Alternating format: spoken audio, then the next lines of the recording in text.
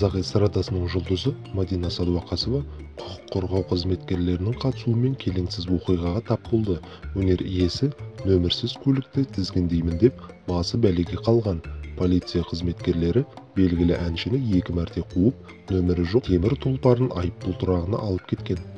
Мадина Садуақасова нөмірсіз көлікті жүргізгендіктен бірден тәртіп сақшыларының назарына іліккен. Өнер иесінің темір тұлпарын көре қалған бойда полицейлер оны тоқтата берген.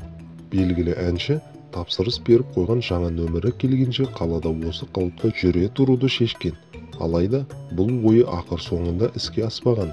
Басынан өткен даулы жағдай туралы эстрада жұлдызының өзі Instagram парақшасында айтып берген. 10 күн нөмірсіз өмірім. Байғұс көлігім не көрмеді десеңізші. Тұрған жерінен айыппұл тұрағына да алып кетті. Артымнан 2 рет полиция қуып тоқтатты.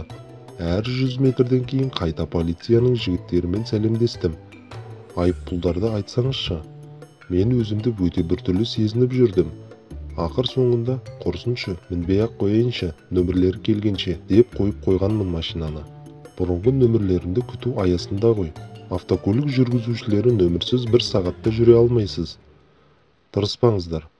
Қандай береді соны ала берген дұрыс па деген ойда мазалады. Бірақ сол 10 күн өтті.